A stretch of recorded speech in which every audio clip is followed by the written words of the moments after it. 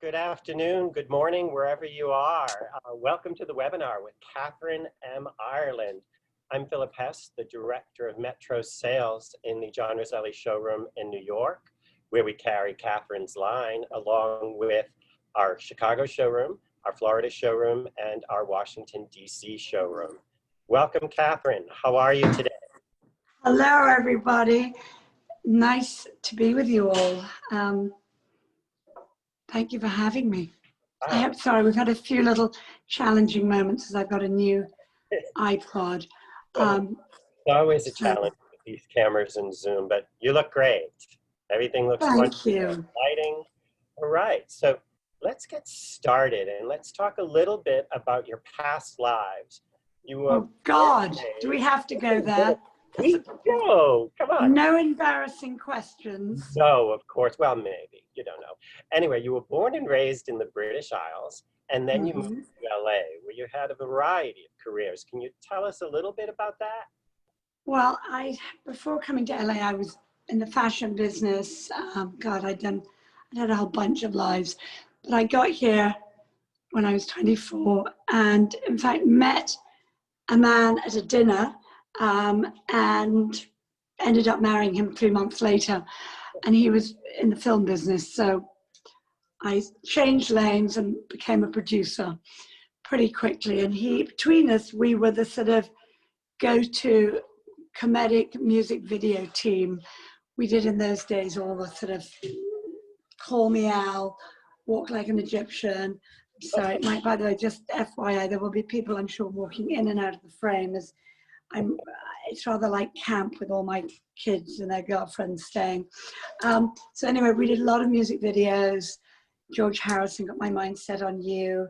That iconic Chevy Chase, Paul Simon one. Sorry, that was George Harrison. Anyway, I produced them, which meant I did all the sets, I did all the costumes.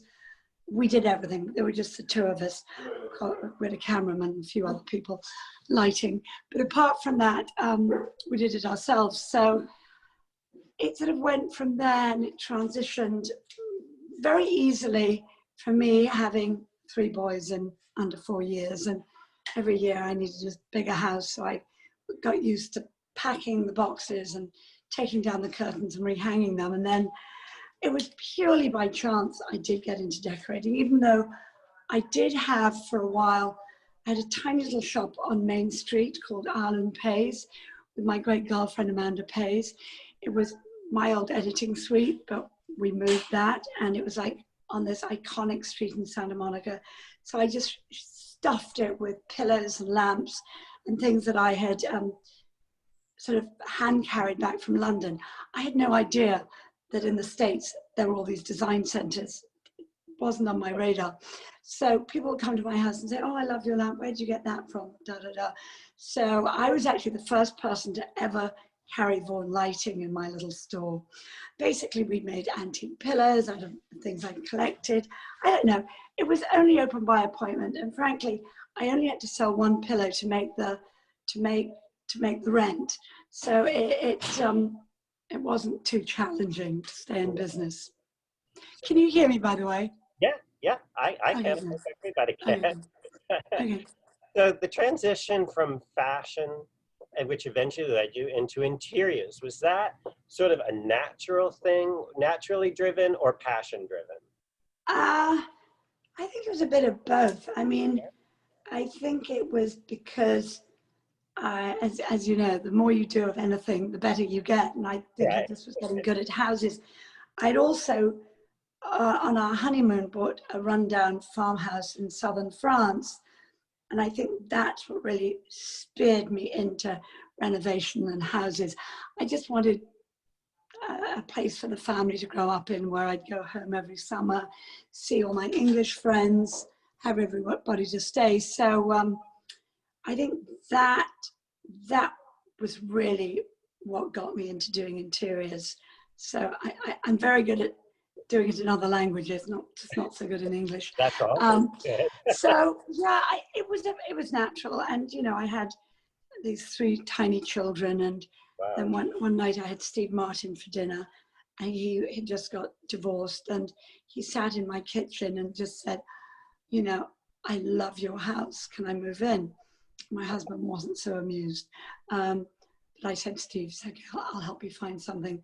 I happen to have just done a story for House and Gardens, actually, with Wendy Goodman and Roberto Gili. So for some reason, I was already sort of in the interiors world. And it was on my friend Amanda Pays and Corbin Bernsen's house that they'd built in the Hollywood Hills.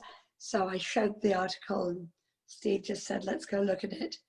So that was that. That was my career was born when he walked back down the garden path and said, what should I offer them? I only having bought one house in France, and I was considered rude not to give the asking price. I said, well, what they want, I think that's what you do. He went, oh, okay. So that was it.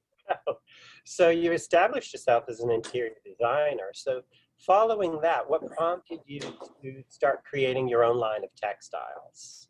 Well, very quickly, I went from having Steve as a client to, I remember I had Lorne Michaels, Caroline Kennedy. I was doing a whole bunch of houses for all these people in the Hamptons.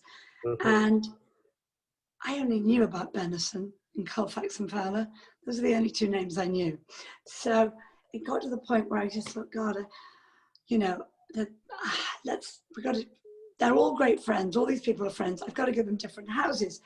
I was staring down at this patchwork quilt that was on my bed, which I absolutely loved, which remained intact until it got to my house.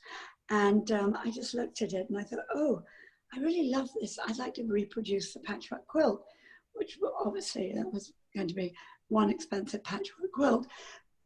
But it was the inspiration. I found 6 prints or little bits of prints that I worked on. And, you know, I had done textile and design at school, but I only took the course because I was the only person that signed up for it. I figured the teacher wouldn't show up that often. So in those days, it was more about skiving school than a passion. But it served me well, and I taught myself what to do and how to do it. I have to say, color has always been my forte and something I love, and I understand color. What can I say? You know, and it's just like anything. The more you do it, the better you get at it. So I just played around. My first collection, I remember, I think it was March. I just had this idea. I got into Decorex in London that September. So I very quickly found the fabrics. I worked on it. I mean, it became sort of my passion. And someone dropped out at Decorex and they said, listen, we have a spot. So I said, oh, fab. And that was it. The collection was born. That was 1997. A while ago. Amazing. Yeah. Let me put you on the spot. You've become one of the most influential interior and textile designers in the world. Yeah. Not sure about that. Thank you. Thank you for saying.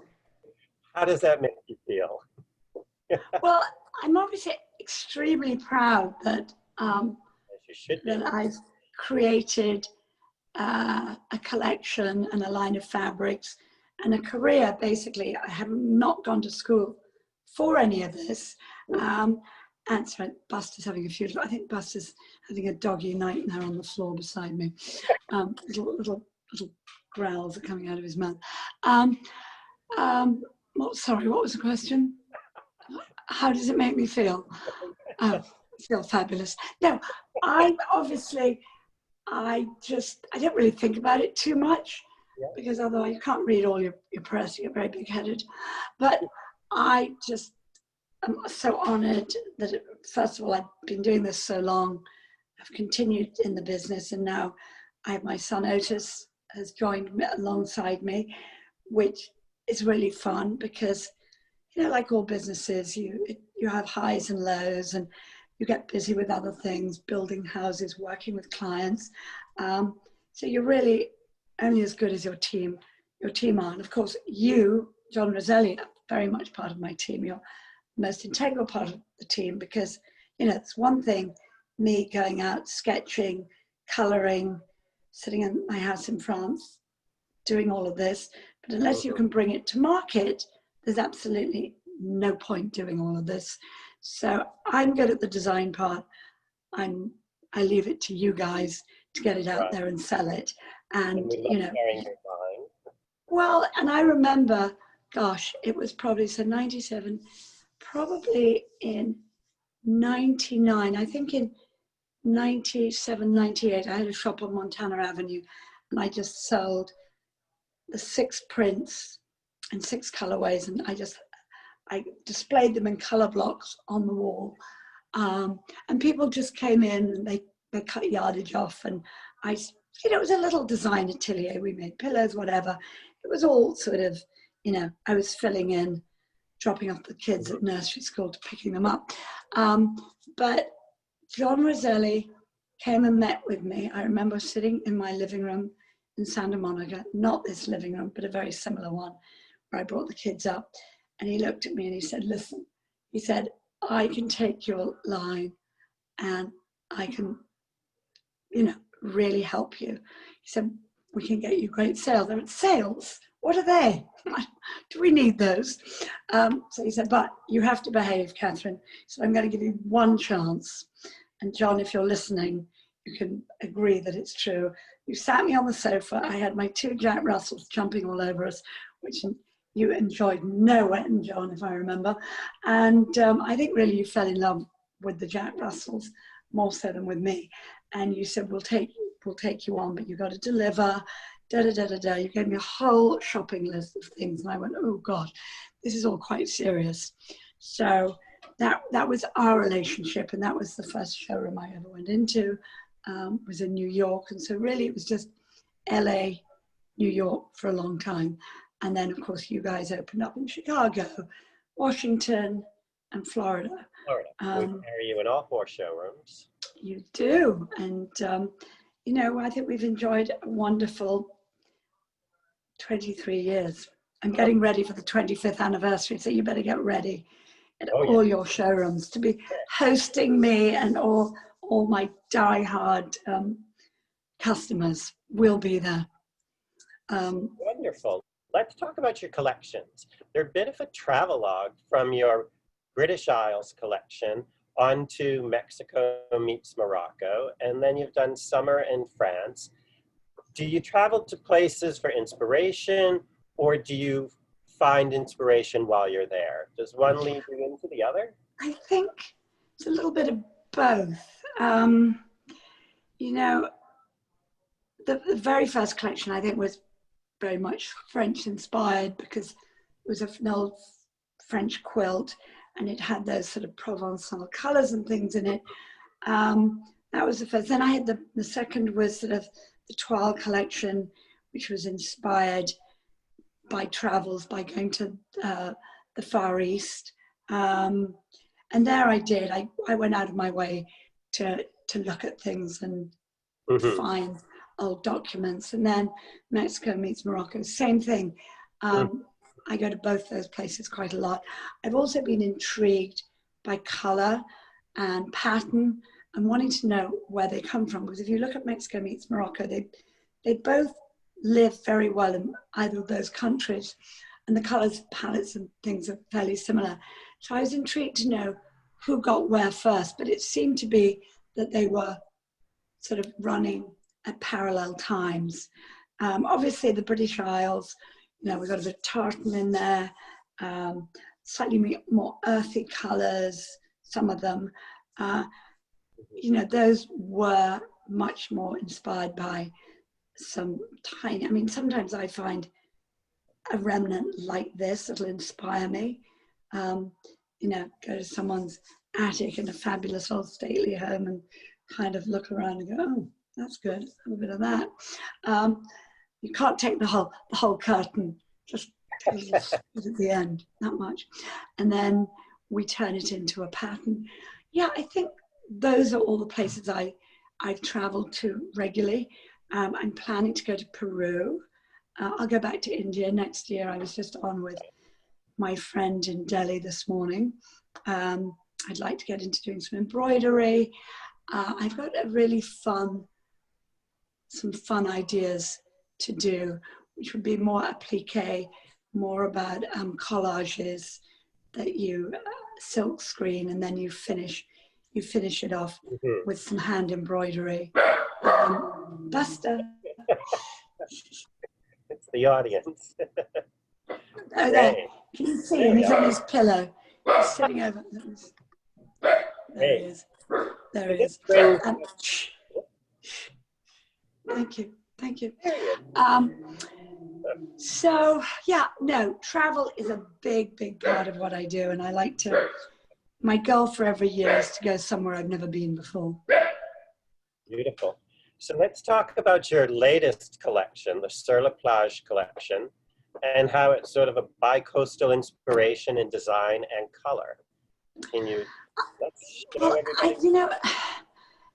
It's a bit of everything. And of course, and you've got to come up with names and what are we going to call this one? But I was working on a house in Maine. I was working up in Carmel.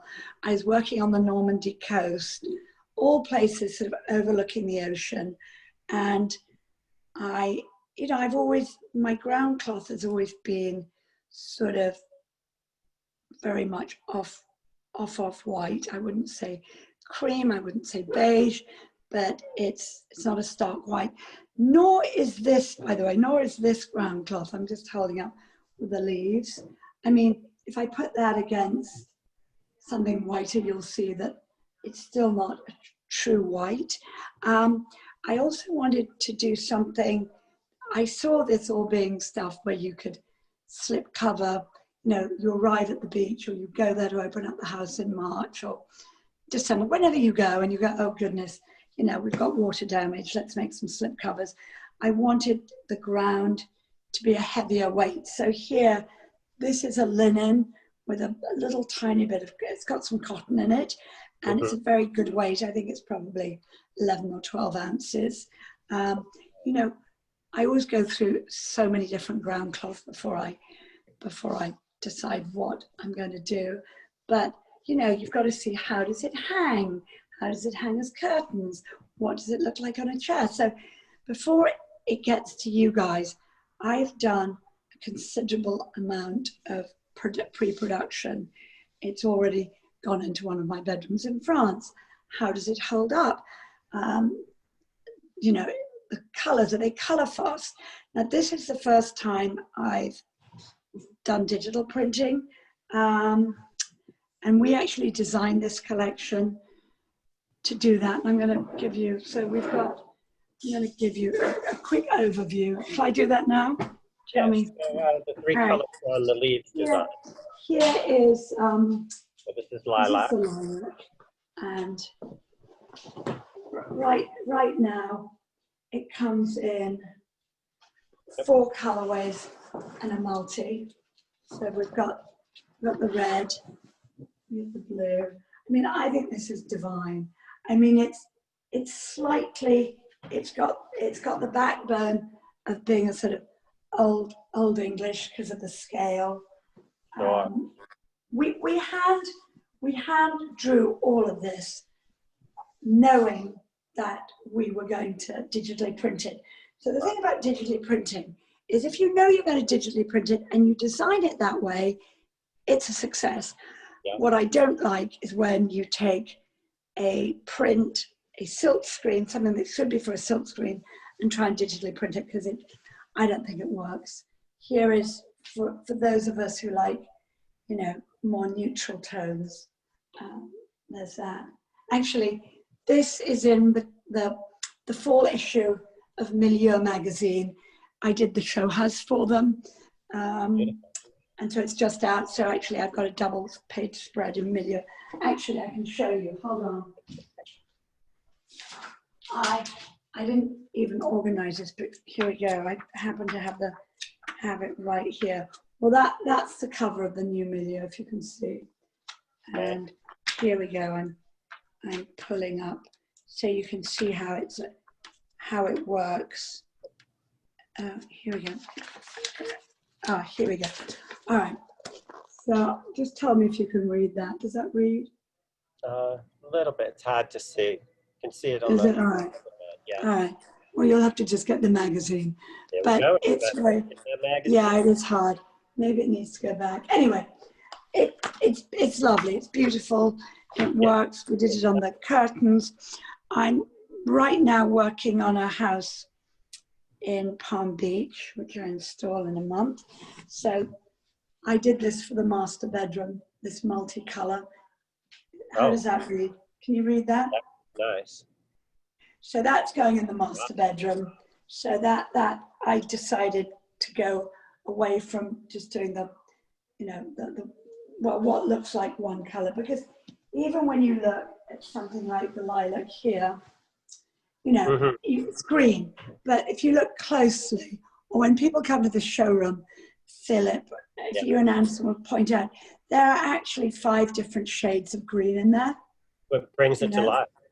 Yeah, beautiful. And I mean, that's why even when you do 1 or 2 or even 3 shades of a color, I don't think it works until you get into that 5th color. And that's, that, you know, the 5th shade of it, that really... brings it to life and gives it more dimension with the twist. Exactly. So I showed you this one already. This is the leaves. And again, you can see all the different colors of blue. Makes it easy to work. Wow. Oh God, what happened? They don't give me the other colors. Do you not have them? I don't seem to have. Oh yes, I do. Yes, sorry, they're on the floor. Here's the green version. Like all my fabrics, they all work together, and funnily enough, they all work with existing patterns, because I'm a big believer that you just can continue to layer onto a room. You know, if you don't want to change the curtains, which are the biggest cost, you find something else to redo the headboard, or some pillows or accents. You know, I think again the colors are really what make this. It's beautiful, very fresh and inspired. I mean, yeah, it's funny because I tried a ton of different grounds, and just so everybody knows, we will do other grounds if you want it on a slightly sort of duller, more oatmeal color.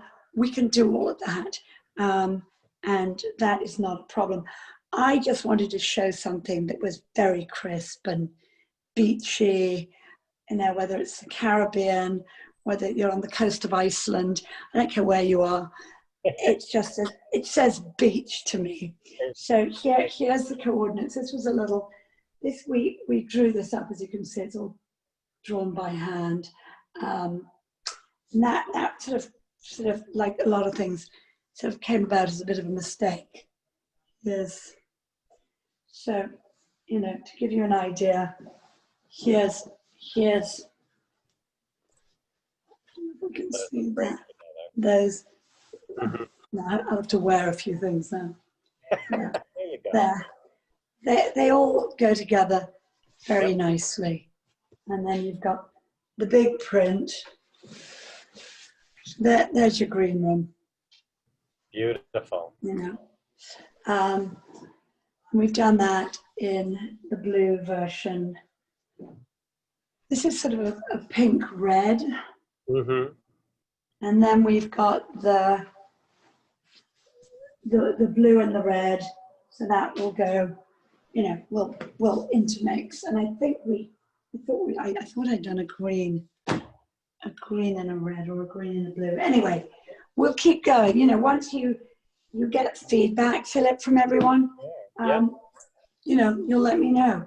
And I love hearing from everyone what they like and what they don't like.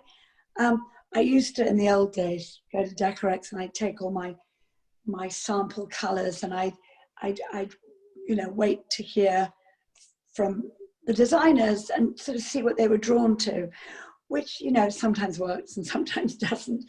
But I think it's important to understand or let people know that, you know, I'm here. I love the collaboration of you know, working with everyone, well, especially with you guys, because no one knows. No one knows what the other designers and what clients like better than you. So really, I always feel that you're my lead as to what we do next. Obviously,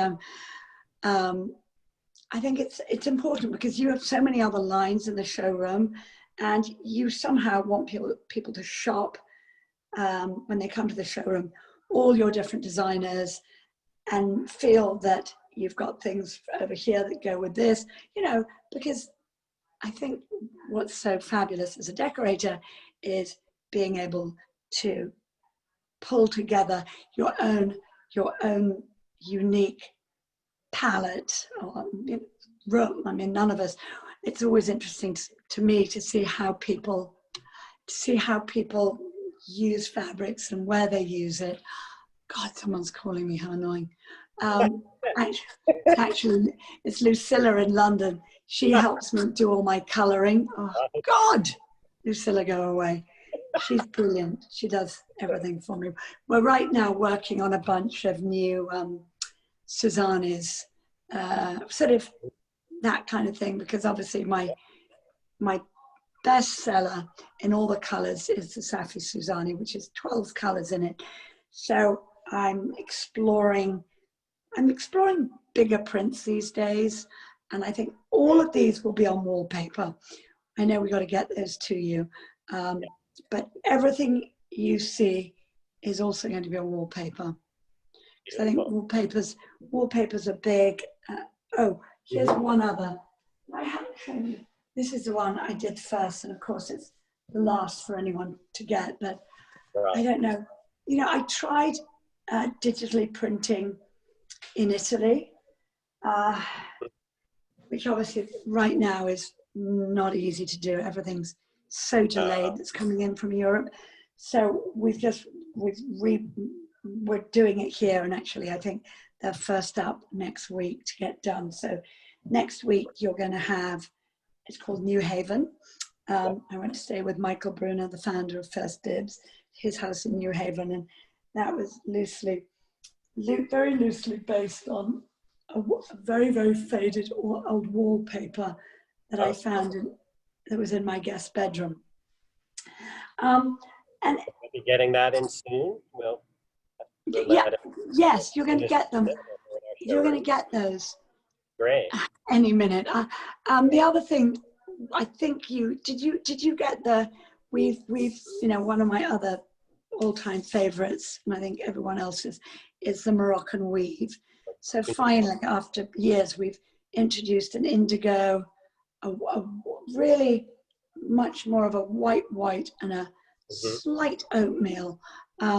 So there are those, and I'm looking to see. We have those available in our showroom. Oh, here they are. Here they are. I'm pulling them. I knew I was somewhat organized. So there's this, and I just love this. Beautiful. It's fab.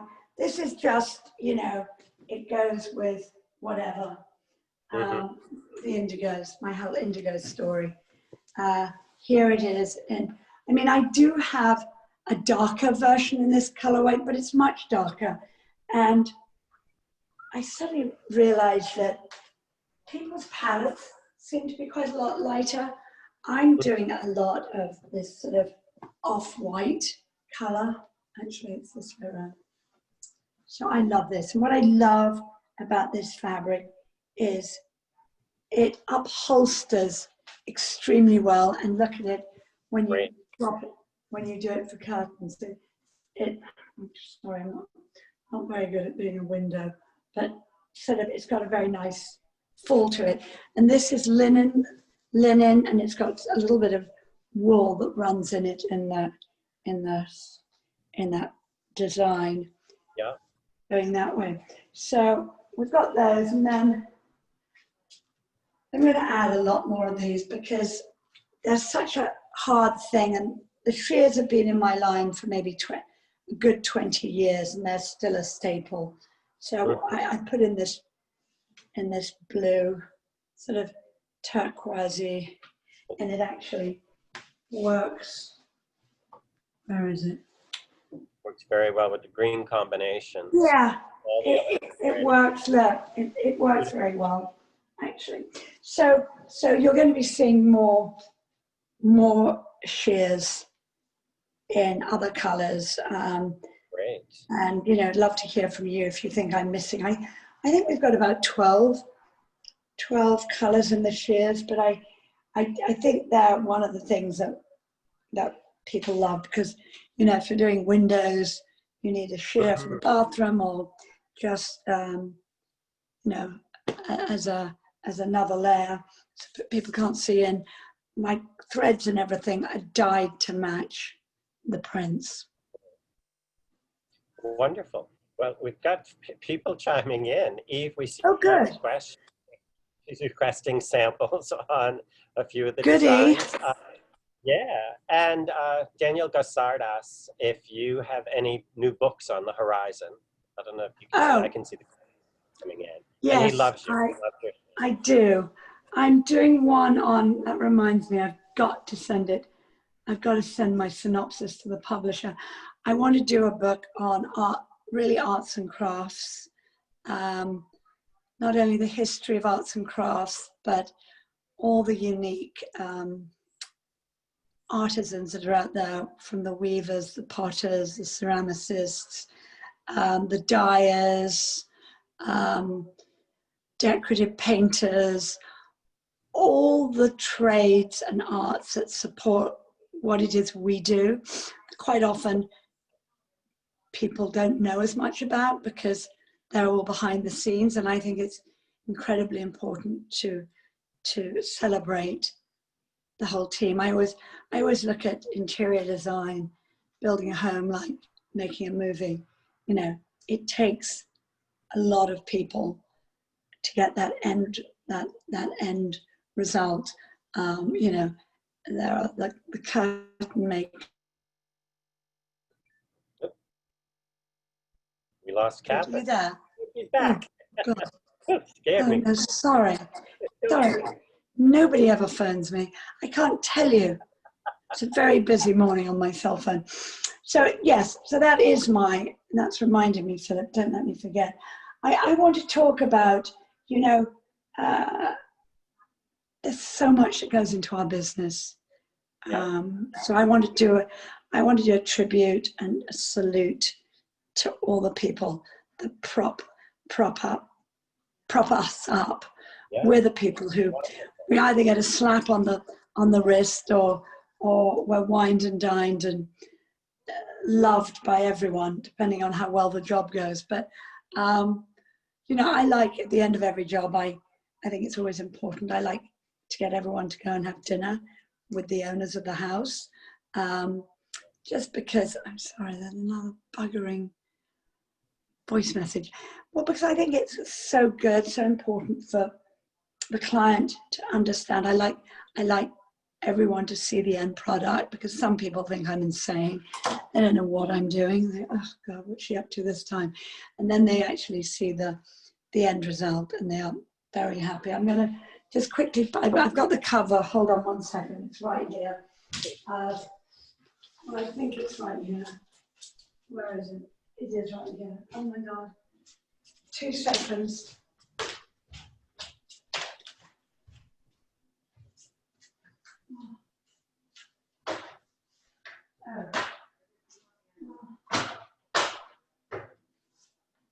Here we are. Sorry, I thought I had. Here, this was actually Australian Belle magazine, but we got the cover with this house of World of Interiors, and just this month English Homes and Gardens. So this is a house that is fairly color free that I did.